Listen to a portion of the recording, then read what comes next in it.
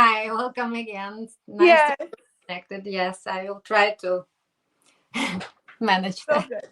This Yeah, is also a part of technology, right? With using toilet paper, you don't have to use technology. yeah.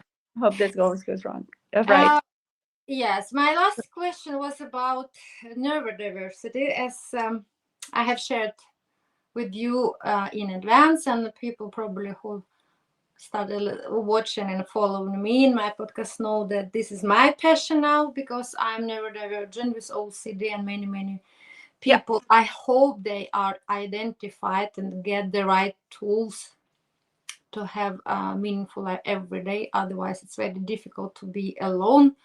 So, and neurodivergent people, they're everywhere, right? And actually I believe we need kind of neurodivergence. It's kind of also a lot, many times it's also like, kind of evidence for really creative people, Yeah. because we really think out of the box and sometimes really too much. But what is your idea about neurodivergent workforce or demographics, and building more inclusive society? Thank you.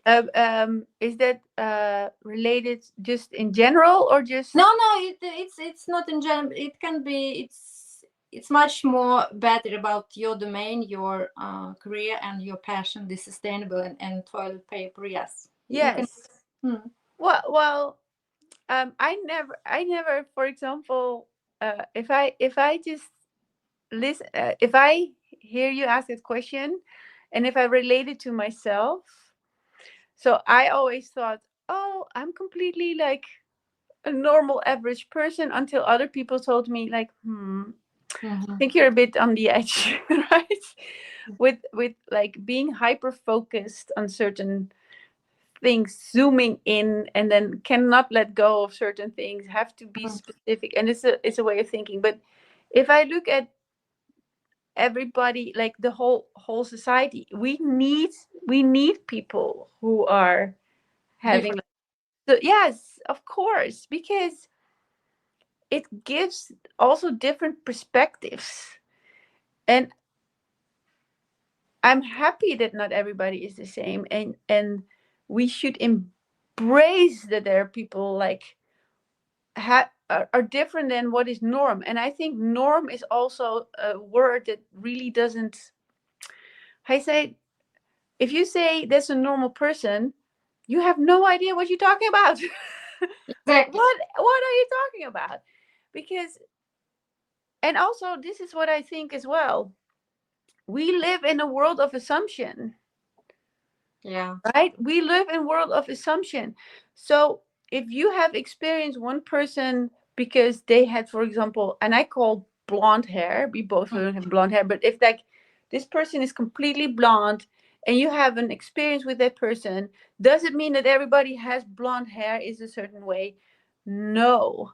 And they're also like, this is life. It's a wave. So in neurodiversity as well, if you have, for example, a person with OCD, Mm-hmm. it doesn't mean it's always all the time present. It's not like if you have a conversation with a person that it might be present, but it not always is Displaying. Mm-hmm. showing itself. And if you have, for example, have an example with a person that it is showing itself, I mean, life is changing, right? What is okay? And life, it's just, that's why the beauty of it is when things comes together and people have this different perspective. And yeah, people are a certain way, and sometimes people, they forget their car keys, and because they forget their car keys 5 times, does it mean they're stupid? No. Mm-hmm. The only thing that happened, they forgot 5 times their car keys, and then that's it. So I think that's also what I think in humanity, that we, if when we start learning that each moment is newly, Mm-hmm. and not, for example, I think that's also one of the things that they talk about, dragging the past in the future, or think there's no change possible. It's a certain limitation that we created as human beings. And so can you imagine that everybody looks the same and dress the same and be the same and go and like crazy? But no, I think that it's like we should embrace it, and we should just like embrace it, and also don't put people in boxes, and see where they can flourish themselves, where other people would like to love to be I say it happy. For example, if I look at my past, because working in film is very high demanding, when I was working on jobs, certain jobs, especially in the Netherlands, then I did 5 jobs at the same time. I was the designer, art director, set dresser, decorator, and there are 5 jobs, but put in one person. Do you Mhm. think my house was clean, neat, and nice? Hell Mm. no! It was one big mess. If people would go into my house and they would say, "Who's living here?" And I'm like, "Yeah, Creative person, yes. but Mm. you live dungeon." But then people would maybe come up and they have a certain opinion about it. But if you don't see me on a job and I have time and relax, I have my house nice set up, and then so it's all momentum. So it's like, yeah. So I think humanity can still learn a lot in how we interact with each other, and having assumption not being present, like have that, and looking for people just what they contribute, or if they don't feel to have the desire to contribute, that's fine too, right? Yes, amazing. I just think of also, actually God, I believe in God has, if we just flexible and open enough in our souls, then we can also just open our eyes and watch a little bit nature, Yeah, right? One year, like 4 seasons, changes all the time. Every single day yeah, change. And when the tree misses the leaves, so it doesn't matter. It's actually matter that next time when it will be spring on the same probably tree, but it will not come exactly the same leaves.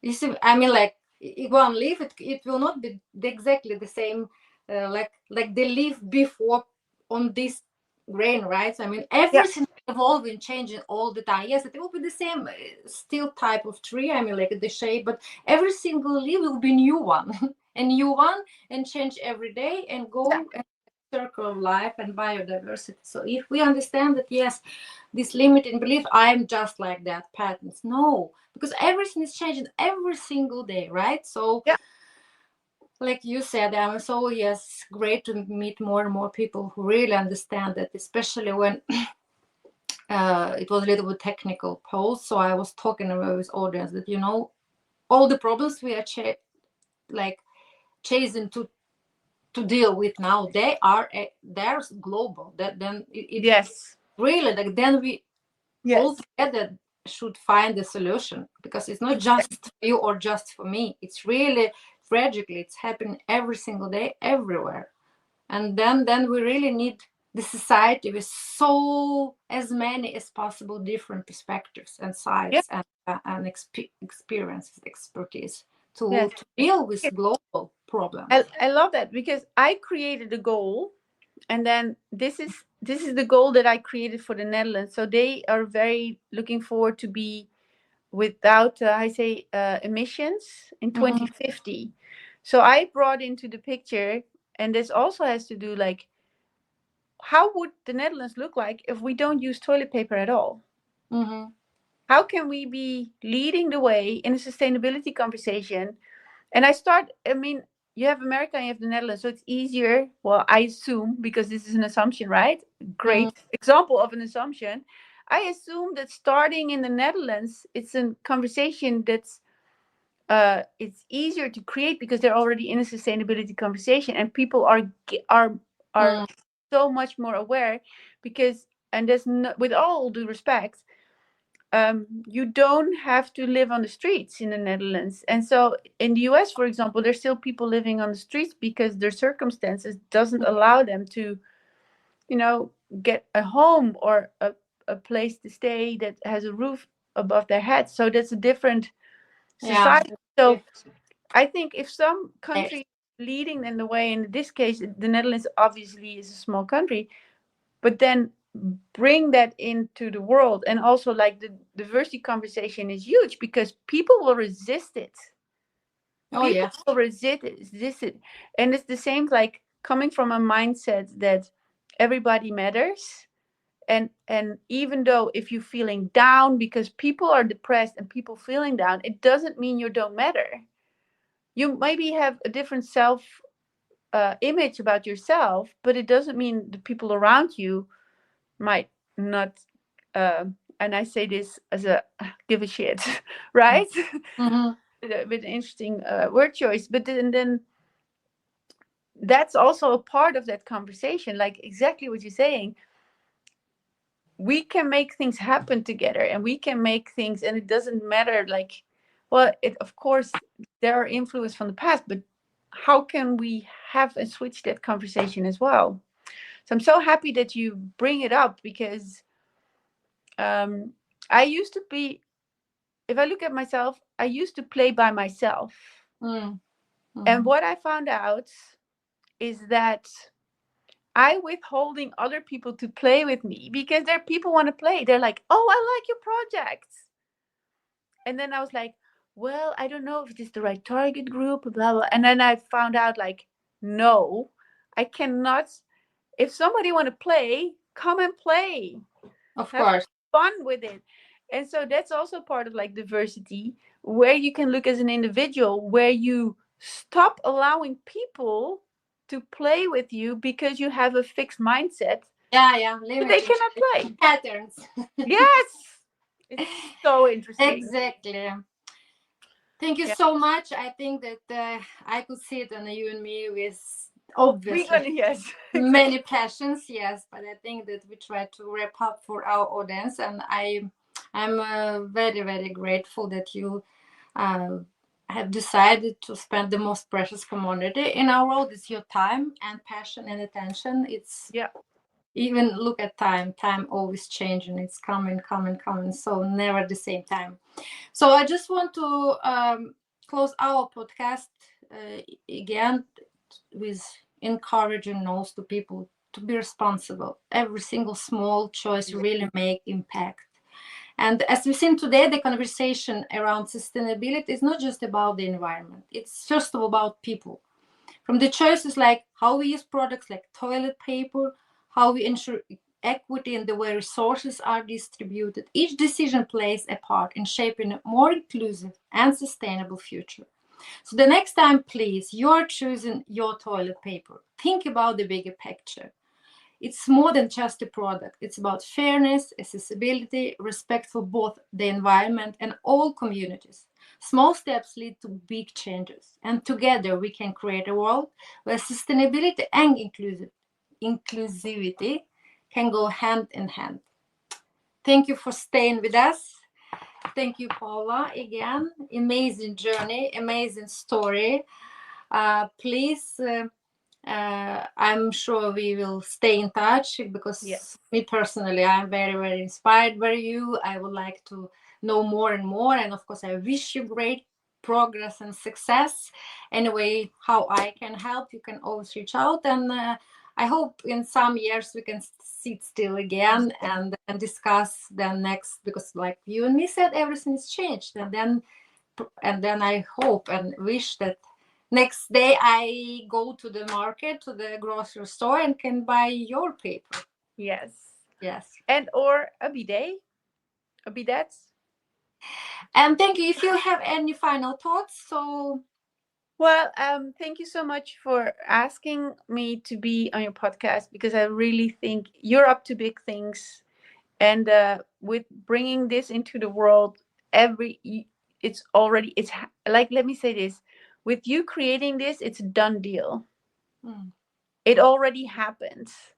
We have already made a difference in the planet, and we don't even know the impact of it, of the people who are listening to your podcast. So I really think that this is the way how we can move worlds, and create new environments. So thank you so much, and thank yes, very highly appreciated.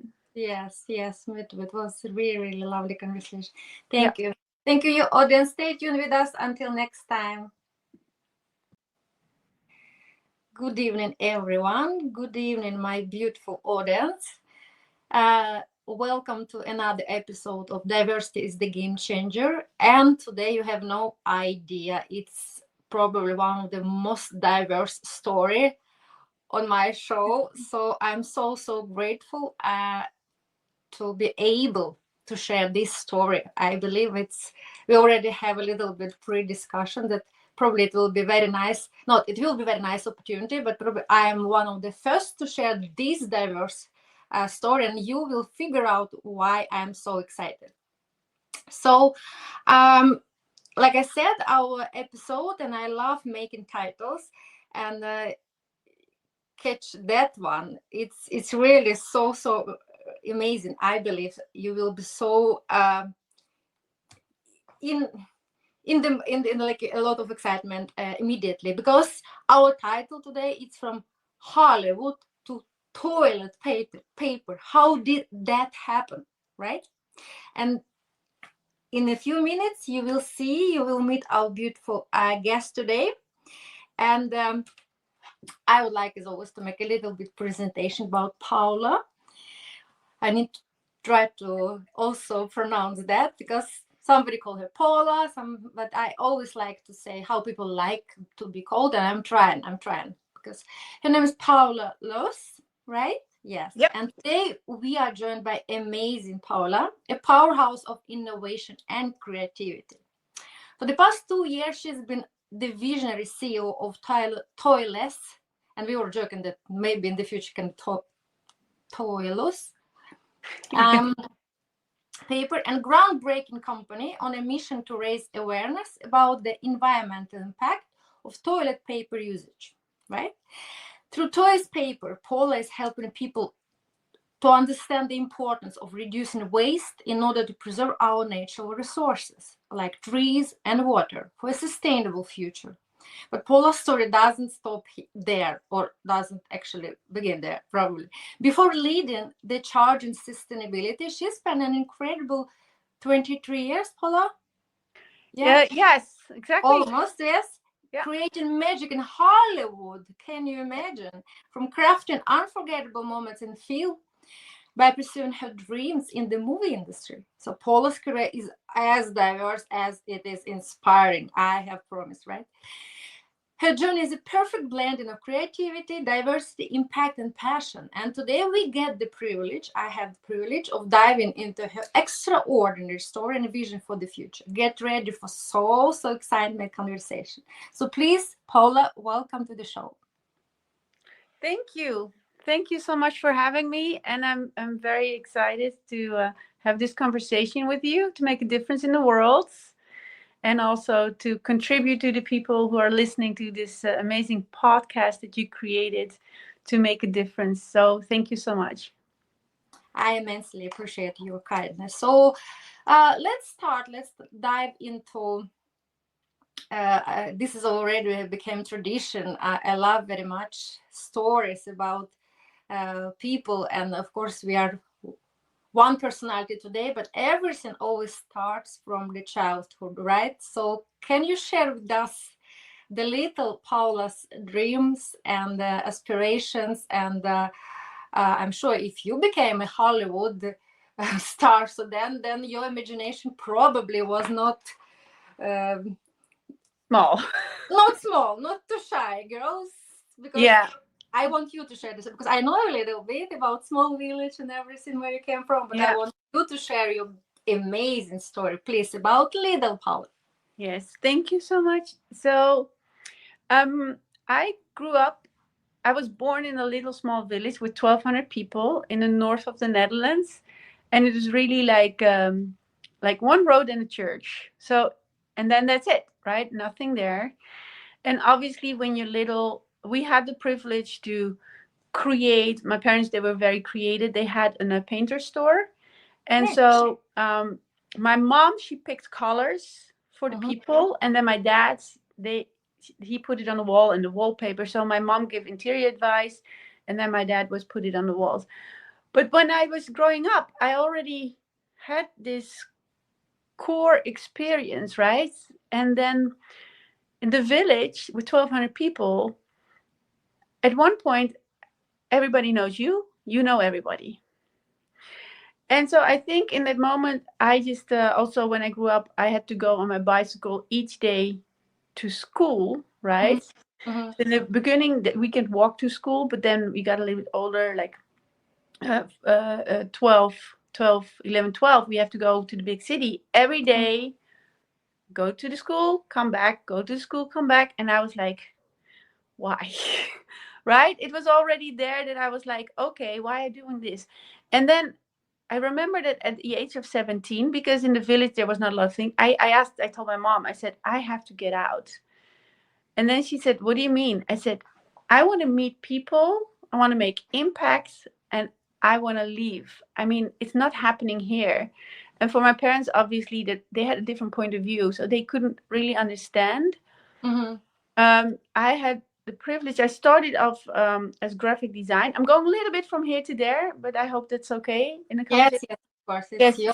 So when I graduated from Mm-hmm. high school, I get an. I say it high school because I think it's better to understand for the school systems. Mm-hmm. I started doing graphic design school, so that was my first education to get a profession, and that was in Amsterdam. And I started that school when I was 15, so I already had also the experience to travel to the big city. Mm-hmm. And at the age 17, I said, no, I cannot do it anymore, I have to go. And so I think what you say, if you talk about childhood, I think people can relate to that, that you already have this experience in the core, that there's more to explore, Yeah. right? For the people who went out there and went for adventures and looking for what else, what can they create. And also, for example, impact making, like meeting new people, inspire people, take them on a journey with you, and like create something bigger than you know that there is available.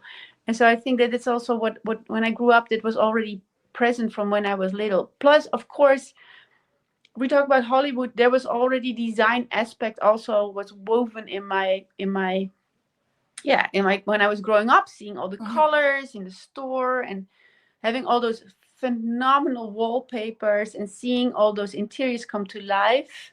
Mm-hmm. So that's, I think that's also something where where it started to create worlds, Mm-hmm. create new worlds within what's possible, obviously. And I think that's also reflecting in the film work that I do, but also in the desire to make an impact, really like making a difference on the planet. And I think that also has to do, yeah, it also has to do with each other. Mm. Wow, thank you. Impressive story. That yes, I know I can relate very much about having the wish to explore more, and it's very fresh actually. Wish, I believe, because when we are kids, we are kind of, even our imagination, we are limitless, and it's so nice. Yeah, We kind of know and would like to explore and even push boundaries as much as possible because we don't have limitations. And sometimes, unfortunately, when we are grown up, we build this, right, limiting beliefs or limitations. But basically, it's so nice when we kids, we still like, okay, of course, I can go there and I will conquer the whole world and it will be my wonderland. It's amazing. So you're actually the confirmation, beautiful confirmation of this story, that yes, we all should dream and pursue our dreams. And that's why I want to um, go further on pursuing your very, very special dreams still. Like I understand, to come from small city into the big, wow, industrial development and very cool city, and it's Amsterdam, we know. Yes, and museums, and it's historical place. Everybody would like, yeah, love traveling there, but still it was not enough for you. You want to go to Hollywood, and not just to make with colors and papers. You want to make films. And now I can relate, of course, because this is really impactful, right? Sharing story through the film, which can always, because by just, yes, like also dreaming one thing, but actually dreams doesn't work if you don't work, right? But yeah, you did true, that. So can you absolutely. please then go further, please? And Yes. how actually, for me, it's very interesting anyway. Like, okay, you grew up, you was already in, you have been in Amsterdam, but exactly this dream, what was the spark? Was the special moment, or yeah? Thank you. Yes, there was a special moment, and it was very. This is actually brilliant. So, thank you for asking for that because it's been a while since I thought about it. There was a reason why I ended up in LA, and that was in 2004. After graphic design school, I worked for a boss, like for a company in an advertising agency for a year, Mm-hmm. and I was sitting only behind the computer, and I already realized only the computer didn't work for me. I want to go out there and explore, creating adventures, what I created at the age when I left the village, and meet people and make impact. So when I was at film school the year after, the school asked me to guide a project, which Mm-hmm. I did in Amsterdam with other students, and Mm-hmm. they had a student trip to New York. Uh-huh. So they said, "Would you like to join to the studio trip?" Now, I never been to New York. It was my first time. I said yes, obviously. And then I went with the film school people to New York. We had an amazing time. And in that trip, I was with a friend and I found a Blackberry. Uh-huh. So I opened the Blackberry and there was no safety on it. I mean, we talk about 2005. All the cell phones were just started to be present. And then what happened is that it was from a producer Mm-hmm. who had his office on Sunset Boulevard. Mm-hmm. The good person that I am, together with my friend, we called mom because we didn't know who to call because we didn't know from who the cell phone was. And so mom told her, "This is from my son. This is his address. You can call him." So we called the son. Apparently, it was a producer on Sunset Boulevard. By the Oh. time I was like, and still like, I'm good of heart. So I didn't write down exactly all the details. I just was good and I FedExed it to the office and then that was it. Uh-huh. But in that moment, and I know in that moment because I was just graduated from film school for production design, I was like, I want to go to LA. This is Yeah. Sunset Boulevard. If New York is so cool because I really had a good time in New York, then Mm-hmm. what would it be in LA? LA is the mecca for filmmaking. Mm-hmm. And in that moment, the seed was planted, right? Yeah. And so what happened afterwards, I started working in film in the Netherlands.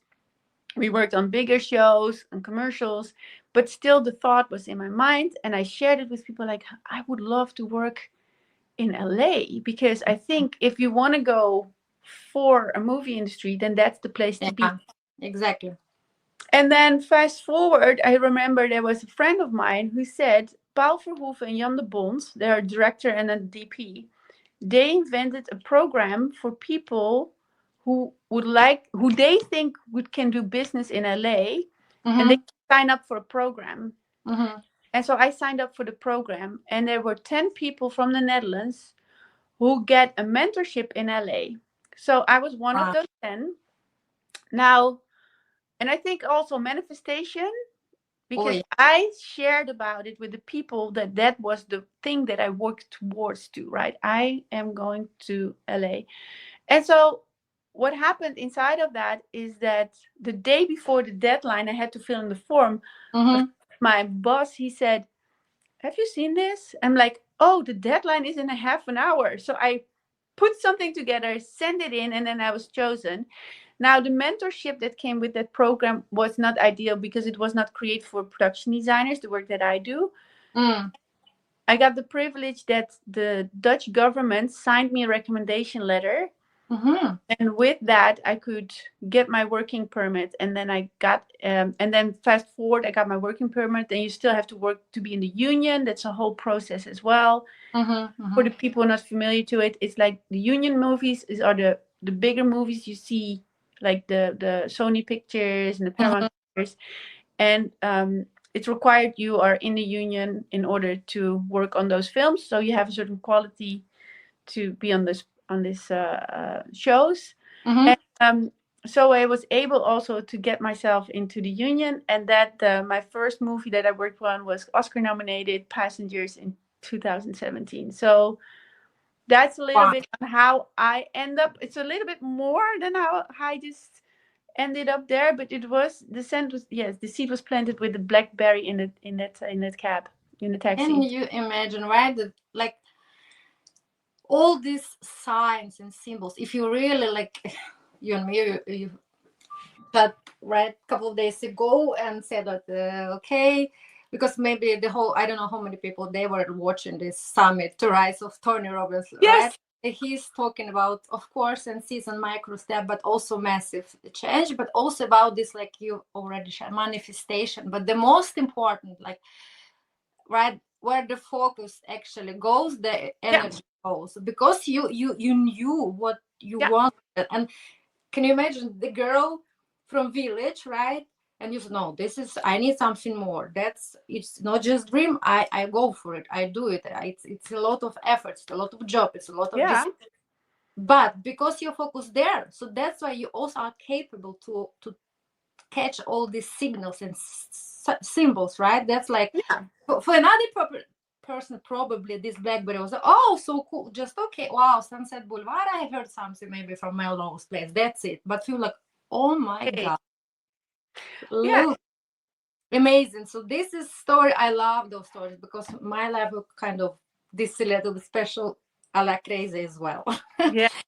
Yes, amazing. So we have touched already your transformation, transportation. You have already became in Hollywood, and you know, my podcast, my show called Diversity is the Game Changer, and then it's, of course, if you should talk about the more diverse place ever, also it's of course Yes. US, but it's of course then New York and LA, right? It's really Yeah. um, this mecca where everything is intertwined, interconnected. It's melting pot, cultures, languages, and everything. So before we dive also in sustainability, I was just briefly touched what about DEI and Hollywood. When you came there, because you already was representative of minority there, or from another culture, right? Yeah. Like, what is your idea? What is your opinion? This concept DEI in filmmaking and in Hollywood filmmaking. Have you Yeah. actually noticed the change from? Uh, Yeah. yes. So Yes. this is very good to bring it up because yes, there are many cultures and there are like people from everywhere coming to LA. I think also that's why, for example, Los Angeles makes it so powerful with all the people who coming there are drawn to this industry. Mm-hmm. And yeah, for example, if we talk about diversity, I had on one job that I worked on Mm-hmm. was very interesting, and I got confronted. And the funny thing is that somebody else had to confront me because I didn't even think about it. So I was working on a job, and then one of the people, my colleagues, they came to me and they say, "Do you know you're female?" I'm like, "Yeah, I know." But you also know you're 25 years younger. By the time I was about 20, 25 years younger than the construction manager that I hired for a job. So in Mm-hmm. film, the construction manager built the sets, Mm-hmm. right? But because I'm the designer, I can pick the people that I work with. Mm-hmm. And so he said, okay, thank you. And I'm like, uh, what do you mean? He said, Yeah. well, I just want to make you aware you're female and you're let's say 20, 25 years younger than this person. I'm like, uh, I don't know what to say. They hired me for the job for the design. Mm-hmm. So that's why I'm here. And then I went to the construction manager. I said, do you have any problems with me being or Dutch or female or younger? And he said, no, no, no. I love it because you know what you want. Mm-hmm. You're clear in the instructions that you give. And so I love that. So it was not the person that I worked with, but the person who was delivering the message. And they had a certain idea Mm-hmm. about how things should be. And so if you talk about diversity, I think that that's still happening, that Mm-hmm. if you show up a certain way or you come from a different culture, that some people have a preoccupied thoughts Mm-hmm. about how other people are. And that's a conversation that I would love to see a breakthrough in, Mm-hmm. because it's still happening. It's still there, right? And so it's also like what conversation do you need to have a massive breakthrough that we're all human beings. And if you have a desire or you want to go after something, look at the quality of a person, or the learning factor of a person, because a person doesn't have to be very good in the beginning, but as long as they show progress Mm-hmm. and they're willing to take certain actions and they want to do the work, then look at that aspect. And so I think there's still a gap in how people relate to each other from human being to the other. And that can be based on everything. It can even based on the kind of shoes somebody's wearing, right? Like, oh, you wear this kind of shoes, sorry, you're not my cup of tea. What doesn't make sense at all, but it's still happening. Mm-hmm. And so yes, that's an interesting thing to notice. And so I didn't had on other jobs, but it mainly is because, for example, if I look for me as an individual, I don't relate to myself as female from the Netherlands at a certain age. I relate to myself as a human being. Mm-hmm.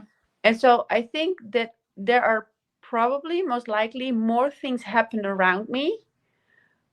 And because I choose not to relate to myself as, like, for example, you don't hear me saying I'm female, it's hard to get into the business. No, I Mm-hmm. mean, I don't create it for myself.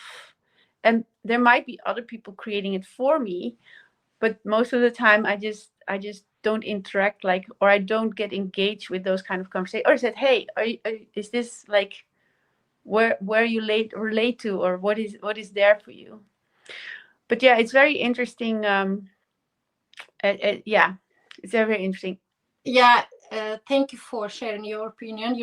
I'm before I running the show with my guests. So of course, I choose to do a little bit pre homework, and Yeah, it has already been done kind of before I was hosting the Gary, which your friend and my friend, yeah, right?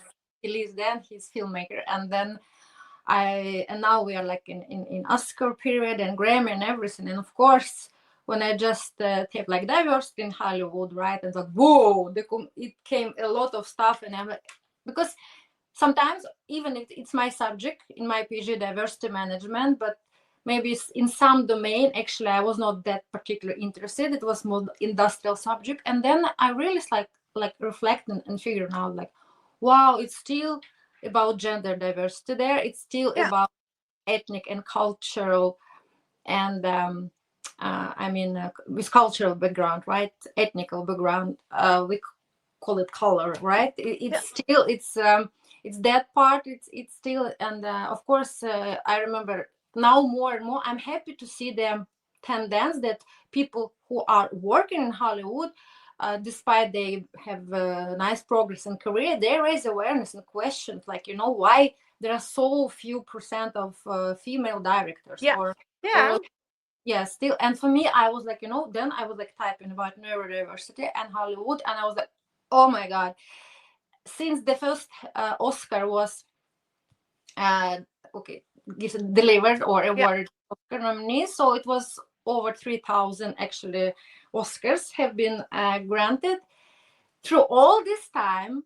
So if we are speaking, we are going to have it like later about neurodiversity. So it was just four yeah, who have got it with like really with disability. It was like not neurodiversity because it's quite yeah, new, but I mean like really with disability people, just four, right? yeah, From 3,000. So then I was like, oh my god, yes, it's true. We should really raise awareness more, and in so many domains like fashion and art and yeah, culture, filmmaking, and like you and me, we have already reflected on it, that it's lack of knowledge. It's not maybe lack now of initiative from people, especially generations then, but we need really to make more platforms where we can know share this knowledge, yeah, information, right? And raise awareness that look, it's actually that and that. Is like, oh my god, especially like young people, oh yeah, really, that's true, that's we have to make change with that, right? So I'm very happy that you are really have I mean, pursue your dream, and then like, but still, you have this spark and hunger to do impact. You believe, no, it's not enough. I need to do more impact, right? yeah, then you understood that there is something so profound which actually now we more and more care about is sustainability, right? And Yeah, if we touch now, because diversity is the part of sustainability, but also again, like we still a little bit Hollywood chapter and filmmaking. What is your then reflection and about sustainability? And yeah, for me, it was completely also new domain when I start actually when I Google like sustainability and filmmaking, and when it's true. Just when I could read the samples, like so many small bottles on the set, so yeah, oh my God, this is true. I have never reflected, but yeah, because you have been working there, can you share your yeah. opinion on So, sustainability?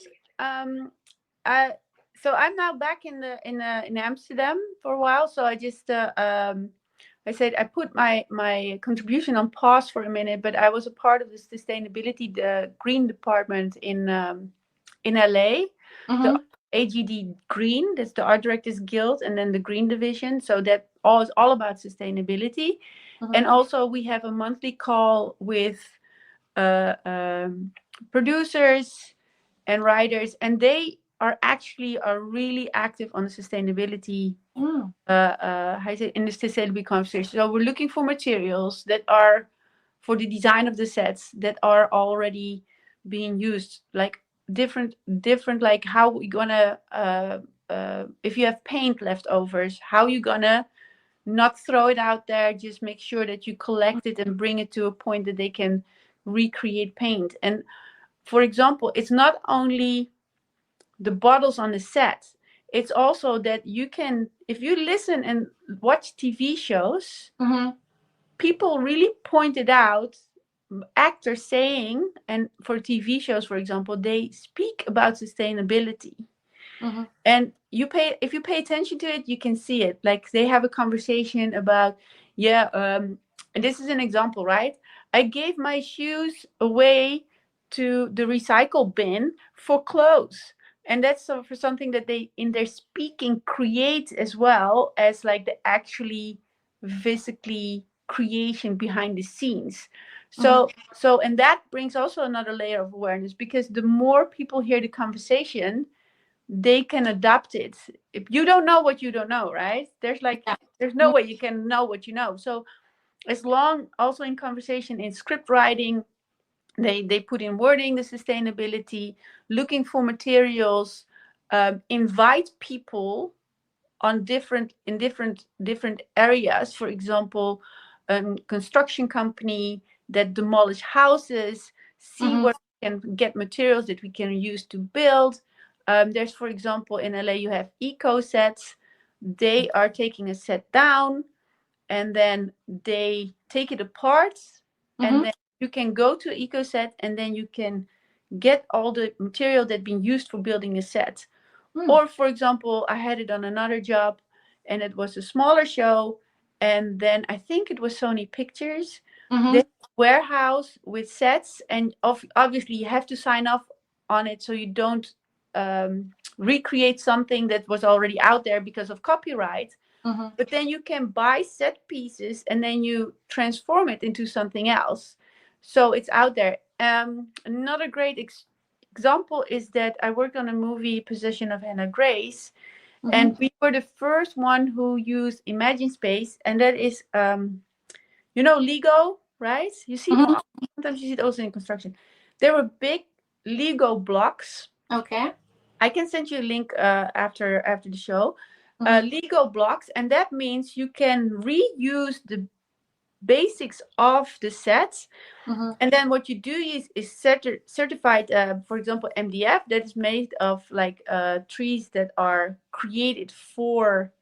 And I'm still not a big fan of that, because there still need to be trees being used to create that. But Mm-hmm. then at least you save so much waste, and you can make large constructions, and you can reuse it. So reuse it over and over again. And I think so there is definitely development in sustainability in film as well. And I'm happy that I can see it happening and being part of that conversation, because it makes a difference for sure. But also I think it's not only the physical elements of it, but also the words that people create, so we can make them aware. Because yeah, worlds create worlds, right? As we also learn that you're speaking and how people listening, that's where the where that's where you can create and make the difference.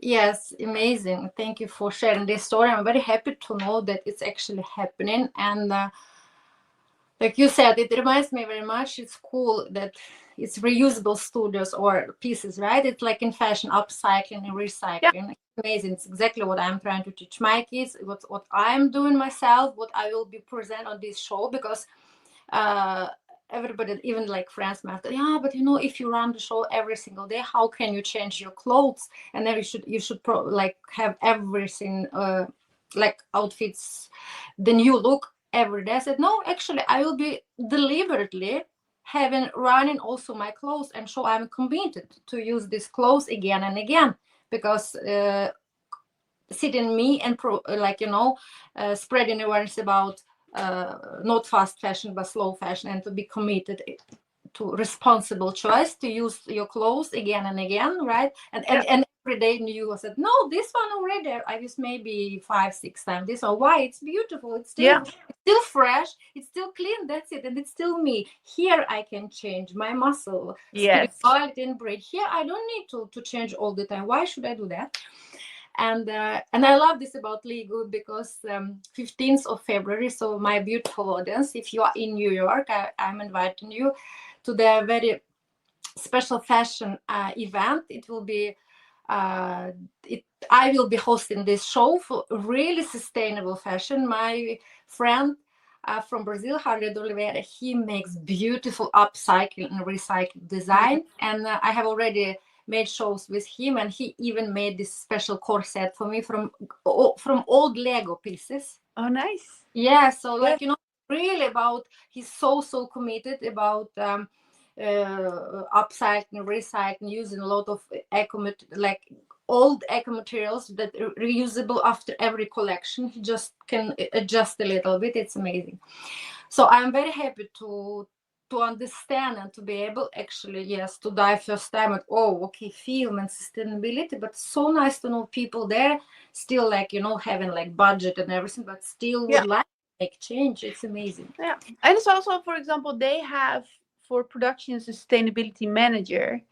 So Mm-hmm. it's not doesn't only stay a good idea, it's really put into action, right? It's really Mm-hmm. like having somebody accountable to see that the ideas that we're creating in the beginning of the show actually also being executed.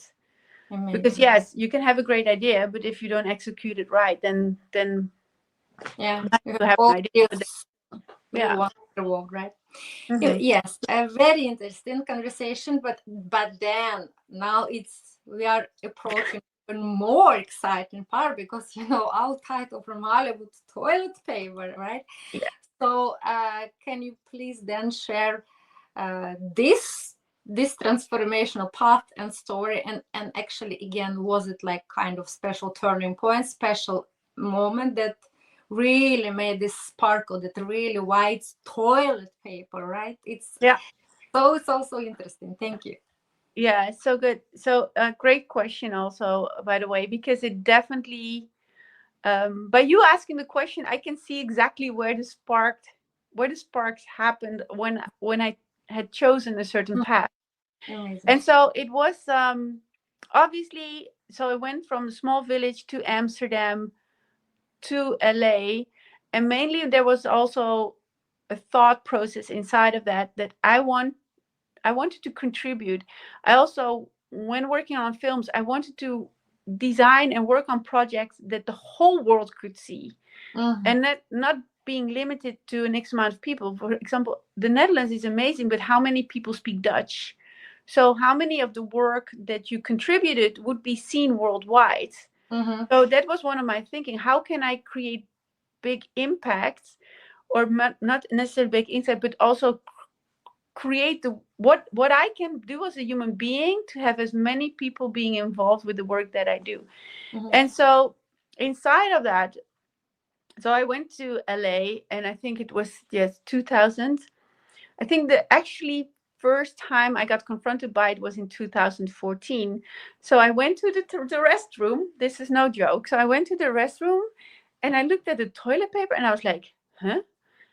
Uh, I'm from Europe, right? So in Europe, it has a certain size. But Mm-hmm. then in America, it was like Like way that. wider. And I was like, what is the purpose of it? And this is not no making wrong for the American people, but there was a thought like, is it because their butts are bigger? Mm-hmm. Yeah. Right? Of course, Right. that's like Of it course, came it's up to you mind. reflect. It's Yeah, normal question in it your had brain, nothing of to course. do with that, but it still was something that came up. And Mm-hmm. but it got me made me curious about why is it that the width is the width of the toilet paper? Mm-hmm. And I got curious because I was like, I have no idea, but let's find out. So I Yeah. started doing research. And as you know, if you work on film, Mm-hmm. you work on a film for a period of time, then sometimes you have a gap. Then you're going to move to the next project. It's not always like seamless. So in my spare time, when I had time in between jobs, I just became curious to the product of toilet paper. Mm-hmm. And then I found out around 8058 there was a guy who patented it and he had based it on the width of his hand. And that's, of course, is very interesting. But I thought the width of a male hand from 8058, that's From like, NBA players, probably. yes, yeah. Yes, exactly. And then I got curious about it and I get to know about the history of toilet paper. That, for example, I shared it with you sooner that you Yeah, have it was so cool. community. How Yes, old? yeah, community poo centers. Like there were male people coming together with 8 to 10 people, and they were like stones with holes in it, and they took their dump, and then they talked about business, right? Yeah. Yeah. That's what they did. And then they had a stick with a sponge on it, and then they have vinegar with a bucket of water, and then they put it in. That was their antibacterial kind of way of doing it. But that was before they invented toilet paper as we know it right now, right? And before that, we have leaves, and obviously in China, we have a whole history of that. What I'm not gonna dive into completely because what I found out is that really, if you look at the after doing the research and testing, if you have toilet paper, it has a certain size, but we never got educated as human beings Mm-hmm. how to use it with the minimum that we can use to use the product. Mm-hmm. That being said, that if you have proppers, I say propping, it's proper, Mm-hmm. right? And you have folding. And so if you are mindful about your use of toilet paper, we can reduce massive amount of trees Mm-hmm. and we can be responsible for the quality of our water. And by testing and by doing research and by having conversations with people, it turned out that like by about 80% doesn't even think about toilet paper. And if they think about toilet paper, they think about, I need to use more. And they have a relatedness to toilet paper with paper is clean, but actually you wipe. So there were so many things about that conversations and also in the world of sustainability.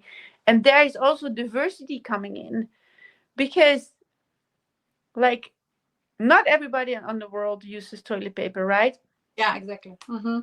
So there is a percentage that doesn't use it and they do very well. And obviously you have the hygienic part of it. So there's some yes, there's some hygiene aspect of it. But most of the people who don't use it, they use water. Yeah. Mm-hmm. Just plain water. Mm-hmm. And so when I started also having conversations with people about this, I have, for example, a friend, and she lived on in Curaçao. That's an island Mm-hmm. in the Dutch Caribbean. And then she said, "Can you please come to the island?" I said, "What do you mean?" She said, "A big chunk of our water is not being recycled, so it gets dumped straight into the ocean. And so it's not only like our outcome of our food, Mm-hmm. but it all get dumped in the ocean." And then I thought, what is it that we are not aware, or the right now we are not aware about the impact of toilet paper? And there's about 83 plus million rolls flushed down the drain globally each day. My God. People don't think about it. They No. have no idea. And so with that, they no idea, I got triggered because obviously that's why I'm saying I went from small town Amsterdam, LA. Mm-hmm. I thought working in film could create a big impact. There's nothing compared to make an adjustment in toilet paper habits or see where I can activate people on being mindful of using it. And Mm-hmm. so I created an own role and had some people who were joining me on this journey to change the width and change the width on purpose so people can come up for themselves that a bidet might be better. Mm-hmm. And or as well that if you fold it in a triangle, I can give you demonstration. Is Yeah. can you also see this video? So they don't Yes, see it, then please. you can listen to it. Okay. Yes, please. So I'm Teach gonna us. yes, I'm gonna do a little demonstration just because We need, yes, webinar. visually, yes, visually it's Workshop, please. a workshop. Okay. So Mm-hmm. well, sticking my head about the toilet paper. So this is a regular European roll. So don't confuse it. There are rolls in the US that are wider. And Mm-hmm. this is a smaller roll. So now you can see like this one is about, here I have to, if I show it well, this Mm-hmm. one is about 20% less width. Mm-hmm. Yes, I can see Okay. it. Yes, you can see it, right? And Mm-hmm. so if I take from a smaller toilet paper roll and I really invite all the factories start producing on smaller rolls so we can save some trees here. So Mm-hmm. here I took 3 sheets. The regular, the mostly common used amount of toilet paper. Globally, they say it's about a 3. meter, so it's like even longer. Mm-hmm. But since why you and me, we are in Europe, so we take the 3 sheets. Mm-hmm. Then I fold it diagonal, right? That means Mm-hmm. here. Yeah. That means you have a lot of support in the middle because the sides, funny enough, you never use. Mm-hmm. And then when I take the, I have to take this, the roll that is the wider roll, Mm-hmm. Mm-hmm. but if I hold the sheets against it, Yeah. you can see there's even more width. Mm-hmm. I want to make sure that I show it right. There's even more width on the wider roll Mm-hmm. than on the smaller roll. So I'm really, really, really wondering why is it? I just can ask the audience as well. Oh my God, you Why? made really great research. I have never, yes, known that people can be really so profound in this domain, and I'm so now even more like curious. Like just I'm sorry I interrupted you Yeah, because that's okay. I think that if you want my first question, like not why, because I know the most important, it's actually like you said, if you don't know it, you don't know it, right? The most important that I believe is all sustainable products and especially toilet paper, because we are in interaction with it every single day. It's of course to spread the knowledge, right? We need Yes, to teach communities. We need to teach about one thing. It doesn't matter what you're doing.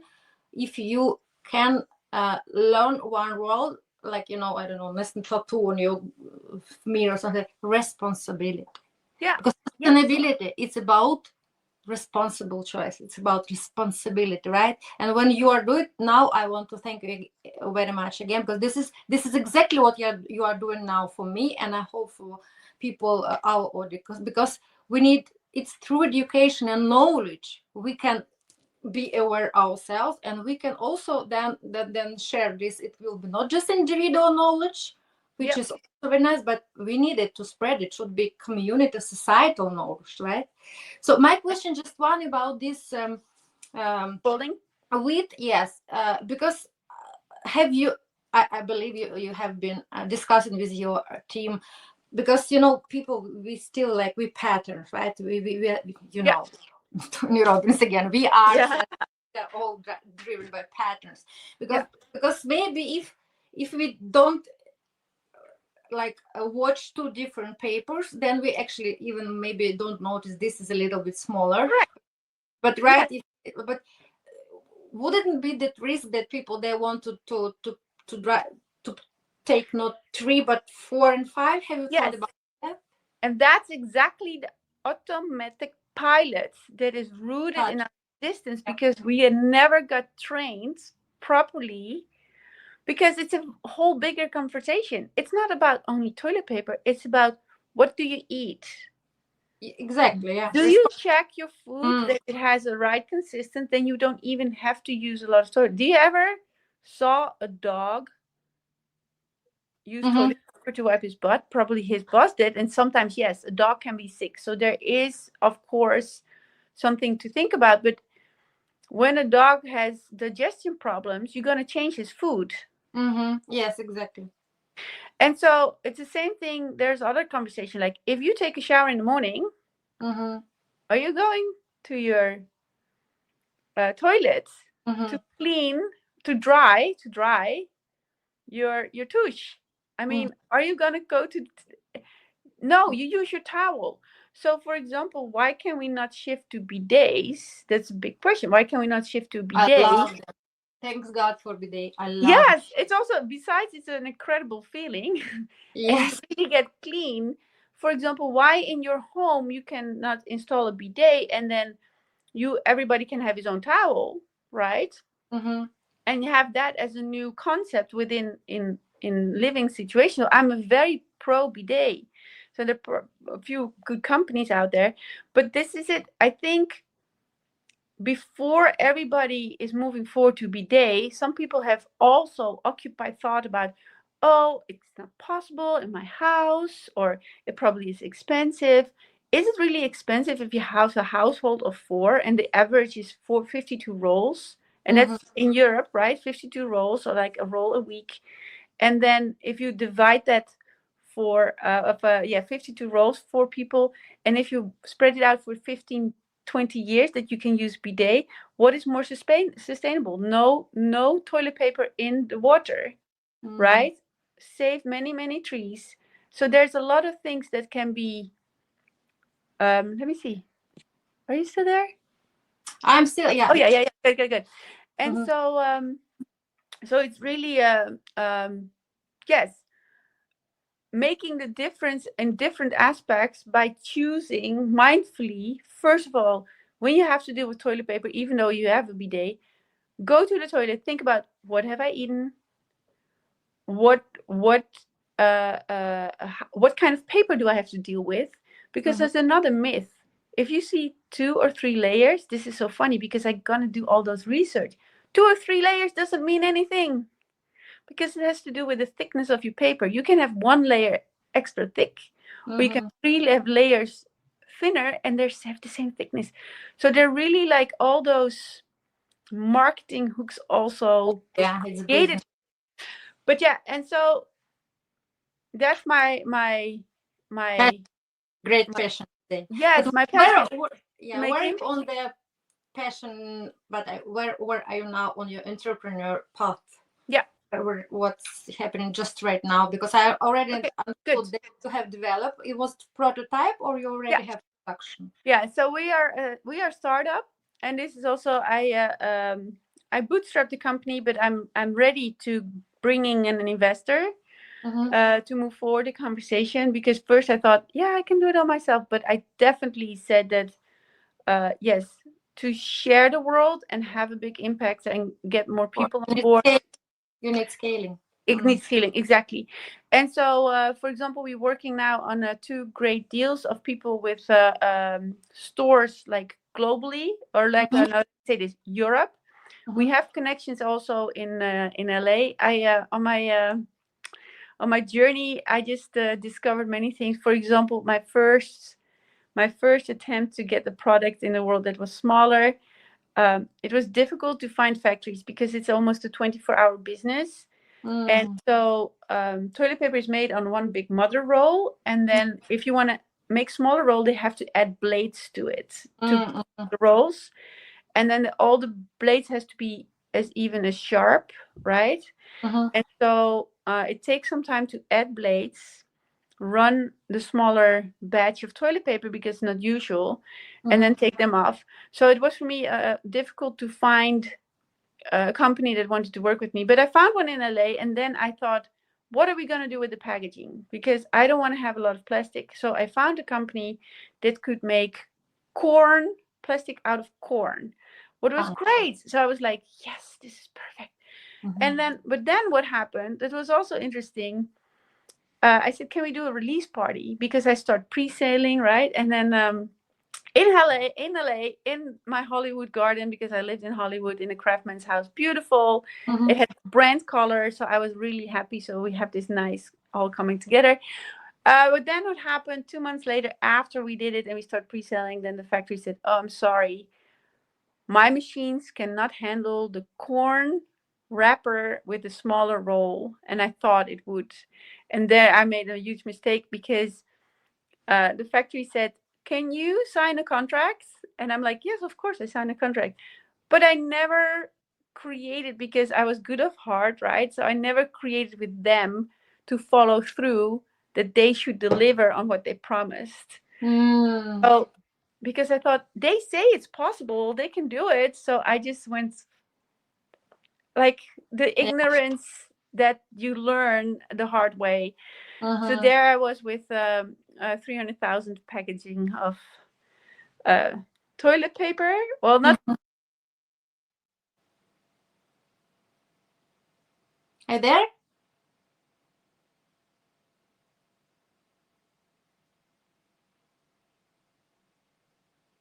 We are missing you. Oh my God, what a story, right?